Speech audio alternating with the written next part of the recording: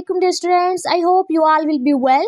Dear students, I am going to cover one of the most important topic, how to write a resume. Dear students, आज की short सी video में मैं discuss करने वाली हूँ कि हम एक रिज्यूम को कैसे लिख सकते हैं। शुरू करते हैं आज की अपनी वीडियो। एक स्ट्रॉन्ग रिज्यूम लिखने का ये बेसिकली इन्वॉल्व होता है कि अपनी इन्फॉर्मेशन को आपने ऑर्गेनाइज करना है क्लियरली, आपने स्किल्स को हाईलाइट करना है, एक्सपीरियंस को हाईलाइट करना है, अपने अचीवमेंट्स को हाईलाइट करना है, जिस जॉब के लिए आप अप्लाई कर रहे हैं यानी रेलिवेंट जॉब के आपने ये सारी चीज़ें हाईलाइट कर देनी है। फिर उसके बाद आपने एक फॉर्मेट चूज़ करना है, यानी आपने एक रिज्यूम सिलेक्ट करना है जो कि आपके एक्सपीरियंस को फिट आए, क्रोनोलॉजिकल हो, यानी आपने लिस्ट वर्क्स एक्सपीरियंस जो है वो रिवर्स ऑर्डर के अंदर आपके पास होने चाहिए। यानी जब आप फॉर्मेट चूज कर रहे हैं उसमें आपने क्या करना है, क्रोनोलॉजिकल ऑर्डर के अंदर, यानी सबसे पहले आपने जो रिसेंट फॉर एग्जांपल मास्टर किया हुआ है, बीएस किया हुआ है तो आप पहले लिखेंगे, या एमफिल किया हुआ है तो आप बीएस, या फिर जो एमफिल है तो आपने एमफिल लिख देना है। ठीक है, इसके बाद आपने जो है वो आ जाना है बीएस के बाद इंटर पर और फिर मैट्रिक के ऊपर, इस तरीके से। यानी एक फॉर्मेट को आपने इस तरीके से चूज करना है क्रोनोलॉजिकल में। फिर उसके बाद फंक्शनल, यानी फोकस करना है स्किल्स और अकम्पलिशमेंट के ऊपर, यानी वर्क हिस्ट्री पे नहीं जाना बल्कि आपने किसके ऊपर फोकस करना है, अकम्पलिशमेंट और स्किल, कौन सी स्किल्स हैं आपके पास आपने उसके ऊपर फोकस करना है। कम्बिनेशन, यानी आपने एलिमेंट्स क्रोनोलॉजिकल और फंक्शनल फॉर्मेट्स के जो एलिमेंट्स हैं उसको क्या कर देना है, मर्ज कर देना है। तो ये इस तरीके से आपने फॉर्मेट का चूज करना है, फॉर्मेट को इस तरीके से चूज करना है। देन आपने कंटैक्ट इन्फॉर्मेशन ऐड कर देनी है, यानी at the top of the resume के अंदर आपने सबसे पहले क्या करना है, फुल नेम लिखना है अपना, फ़ोन नंबर अपना देना है, ईमेल एड्रेस लिखना है, और अगर आपकी लिंक्डइन जो आपके पास ये प्रोफाइल है, ठीक है, या पोर्टफोलियो प्रोफाइल है, तो आपने वो चीज़ ऐड कर देनी है। तो ये इन्फॉर्मेशन के अंदर ये चीज़, और आपने लोकेशन भी अपनी बतानी है। ठीक है, अब इन्फॉर्मेशन देने के बाद, यानी कॉन्टैक्ट नंबर वगैरह इन्फॉर्मेशन देने के बाद आपने क्या करना है, आपने प्रोफेशनल समरी लिखनी है, ऑब्जेक्टिव लिखनी है, यानी आपने फॉर एक्सपीरियंस कैंडिडेट्स या समराइज अपना कैरियर अचीवमेंट 2-3 सेंटेंस के अंदर, ये नहीं कि आप तफसील पैराग्राफ स्टार्ट कर दें, 2-3 सेंटेंस के अंदर आपने ये चीज़ जो है वो ऐड कर देना है। इसके अलावा आपने ऑब्जेक्टिव्स बतानी है, यानी अपने इंट्री क्लास लेवल, जो आपका इंट्री लेवल कैंडिडेट्स हैं, और इसके अलावा अपना कैरियर गोल्स और किस तरीके से आप कंपनी के अंदर कंट्रीब्यूशन देंगे, कंट्रीब्यूट करेंगे, ये चीज़ आपने अपने ऑब्जेक्टिव के अंदर लिख देना है।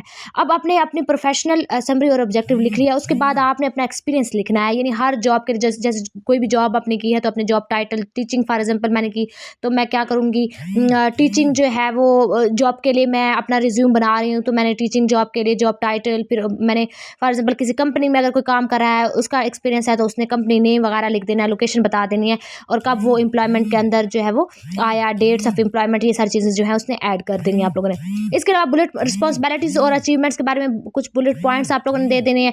इसके अलावा एक्शन वर्ब के साथ ही स्टार्ट करना है, ठीक है, और आपने अकम्पलिशमेंट को क्वांटिफाई करना है। इस सब करने के बाद आपने क्या करना है, आपने अपनी एजुकेशन को हाईलाइट करना स्टार्ट कर देना है, यानी अपनी डिग्रीज जो आपने अर्न की, इंस्टीट्यूशन नेम आपने बता देना है, ग्रेजुएशन ईयर बता देना है, ये जैसे मैंने आपको बताया कि आपने किस तरीके से क्रोनोलॉजिकल ऑर्डर के अंदर लिखना है। आपने अपनी डिग्रीज के नेम लिख दिए, उसके बाद आपने स्किल्स ऐड कर देने कि कौन कौन से स्किल्स हैं। फॉर एग्जांपल अगर आप जो है वो आपके पास स्किल्स हैं, कोई भी लीडरशिप, प्रॉब्लम सॉल्विंग, कम्युनिकेशन, या कोई भी स्किल्स हैं, आपने वो टेक्निकल स्किल्स को ऐड कर देना है कि भाई मैं ग्राफिक डिज़ाइनर हूँ, मैं फलां फलां फलां, कोई भी स्किल्स हैं आपके पास, ठीक है, माइक्रोसॉफ्ट ऑफिसर एटसेट्रा। इसके बाद आपने कुछ ऑप्शनल सेक्शन को भी ऐड कर देना है, ठीक है, जैसे कि आपके पास सर्टिफिकेट या कोई लाइसेंस है, कोई वॉलंटरी वर्क है, कोई लैंग्वेजेस है। फॉर एग्जांपल अगर किसी बच्चे को 3 से 4 लैंग्वेजेस आते हैं तो वो उसके अंदर उस चीज़ को भी ऐड कर सकता है, लाइक मुझे स्पेनिश लैंग्वेज और साथ में इंग्लिश लैंग्वेज, उर्दू लैंग्वेज हमारी नेटिव, लाइक अपनी ऑफिशियल लैंग्वेज है हमारी। इस तरीके से जो लैंग्वेज हमें आती हैं, अपनी लैंग्वेजेस के अलावा अगर हमें कोई लैंग्वेज आती है तो हमने उसको ऐड कर दीजिए, ओके, इंटरनेशनल लेवल के ऊपर कोई लैंग्वेजेस हो, ठीक है, तो वो हमने ऐड कर देना है। अवार्ड और ऑनर्स भी आपने ऐड कर देनी है, ठीक है। इसके अलावा आपने सिंपल और प्रोफेशनल ही रखना है फॉर्मेट को, ये नहीं कि आपने अपनी कहानियाँ गढ़नी है, ठीक है, सिंपल हो और प्रोफेशनल हो। आपने क्लीन लेआउट का यूज़ करना है, एक ही पेज के ऊपर आपने स्टिक करना है सारा कुछ, और आपने कोई फ़ोटोज़ और वगैरह वगैरह ऐड नहीं करते, जो आपको रिक्वायर नहीं है फ़ोटो वगैरह ना, वो ऐड नहीं करना, ठीक है। प्रूफ रीड करनी है, आपने डबल चेक ग्रामर, स्पेलिंग वगैरह देखने के आपके कहीं ग्रामर में मिस्टेक्स तो नहीं है। इसके अलावा आपने टूल्स, ग्रामरली टूल का भी यूज़ कर लेना है। अब इस फॉर्मेट का मैं आपको एग्जाम्पल दूँ, जैसे कि आपने सबसे पहले अपना name, phone number, email address, आपकी जो लिंक्डइन प्रोफाइल है वो, प्रोफेशनल समरी आपने लिखनी है। और उसके बाद प्रोफेशनल समरी के बाद आपने जो रिजल्ट्स एटसेट्रा जो स्किल आपके पास हैं वो लिखने हैं।